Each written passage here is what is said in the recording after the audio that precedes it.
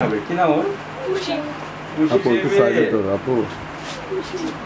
খুশি। আর ওর ভাইটা ছিল পিউ, পিউটা মারা গেছে, ওই পিউ আর খুশি। আচ্ছা আচ্ছা। Hello baby.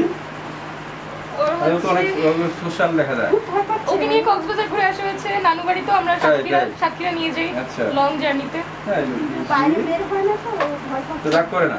ওর কি করে? না কোথাও যেতে চায় না।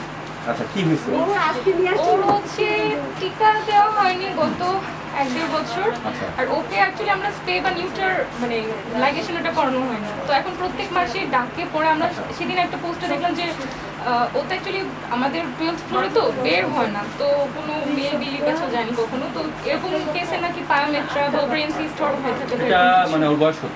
ওর এখন 4 বছর। 4 বছর। হ্যাঁ 4 বছর হয়ে গেলে পায়োমেট্রিক ভয় থাকে। হ্যাঁ সেক্ষেত্রে মানে ইয়ে করে দেওয়া যেতে পারে।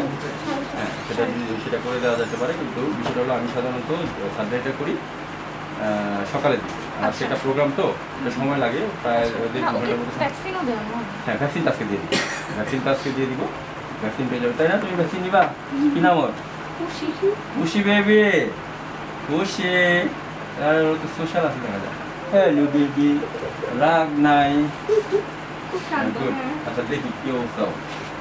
আমার পোষা বিলাই ধইরা তারে বিলাই, বিলাই বলে মেও আমারে কুলে নেও।